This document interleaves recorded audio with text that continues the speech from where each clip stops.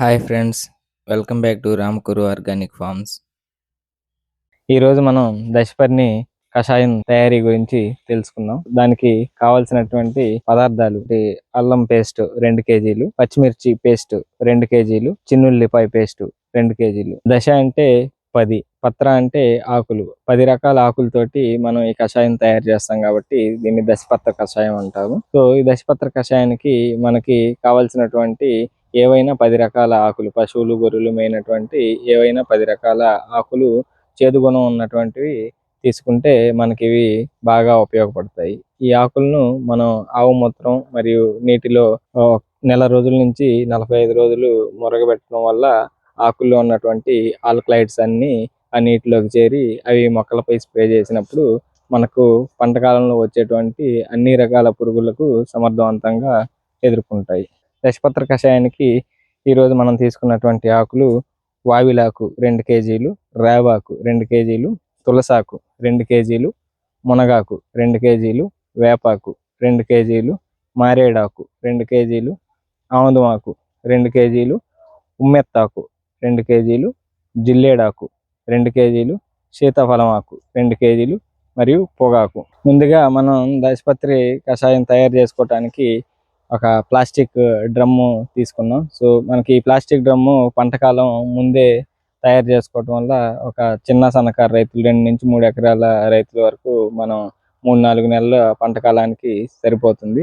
అదే మనకి పెద్ద రైతులు అయితే వాళ్ళు మన ఒక తొట్లు, సిమెంట్ తొట్లు కానీ ఇట్లా కట్టించుకున్నప్పుడు మనకి ఒక 500-1000 లీటర్లు పట్టేటువంటి ఆ తొట్టుల్లో ఈ ఆకులన్నీ వేసి మురగవేయటం వల్ల మనకి అధిక మోతాదులో తయారు చేసుకోవచ్చు.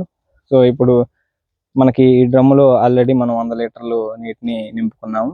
సో ఈ నీటిలో మనం దశపత్ర కషాయం తయారీకి కావాల్సినటువంటి పదార్థాలు వరుసగా వేసుకున్నాం. ముందుగా ఆవు మూత్రం 20 లీటర్లు పోసుకున్నాం, ఆవు పేడ 2 కిలోలు, అల్లం, వెల్లుల్లి మరియు పచ్చిమిర్చి ఒక్కొక్కటి 2 కేజీల చొప్పున మనం పేస్ట్ పట్టించింది. ఇవి వేసుకున్న తర్వాత మనం ఈ మిశ్రమాన్ని కలుపుకున్నాం. ఇప్పుడు ఈ మిశ్రమంలో మనం ముందుగానే సేకరించినటువంటి 10 రకాల ఆకులను ఒక్కొక్కటి వేసుకుందాం. ముందుగా వావిలాకు 2 కేజీలు వేసుకున్నాం.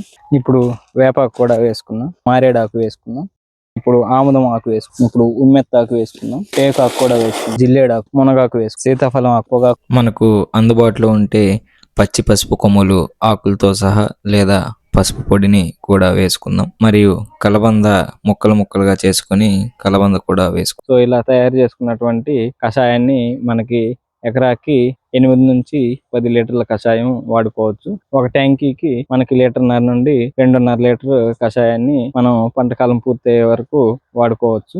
ఈ కషాయం మనకి అన్ని రకాల కాయ తొలుచు పురుగు కానీ, కాండం తొలుచు పురుగు కానీ అన్ని రకాల పురుగులకి సమర్థవంతంగా పనిచేస్తుంది. మరియు అల్లం, వెల్లుల్లి, పచ్చిమిర్చి ఇవి వాడాం కదా. సో వీటిలో ఉన్నటువంటి ఆ వేడికి మంట పుట్టి మనకి పురుగుల మీద స్ప్రే చేసినప్పుడు ఆ వేడి దాటికి తట్టుకోలేక ఆ పురుగులు అనేవి చనిపోవటం జరుగుతుంది. మనం 10 రకాల చేదు గుణం ఉన్నటువంటి ఆకులను దీంట్లో వాడాము. సో ఈ ఆకుల్లో ఉన్నటువంటి ఆల్కలైడ్స్ అనేవి మనం ఈ నీటిలోకి రిలీజ్ అవుతాయి కాబట్టి ఆ నీటిని మనం స్ప్రే చేసినప్పుడు సో దాంట్లో ఉన్నటువంటి చేదు స్వభావానికి కూడా ఆ పురుగులకు రిపెల్లెంట్గా పనిచేస్తుంది. మరియు గుడ్డు దశలో ఉన్నటువంటి పురుగులను ఆ గుడ్లు పొదగకుండా ఇది సమర్థవంతంగా అరికడుతుంది. సో ప్రతి ఒక్క రైతు ఇలా తనకి అందుబాటులో ఉన్నటువంటి ఆకులు, అలములతోటి కషాయాలు తయారు చేసుకొని ఆరోగ్యకరమైన పంటను తీసుకొని ఆ పంటను మనం స్వీకరించడంతో పాటు మన చుట్టుపక్కల ఉండేటువంటి వారికి కూడా అందించగలరని మనవి. జై జవాన్, జై కిసాన్.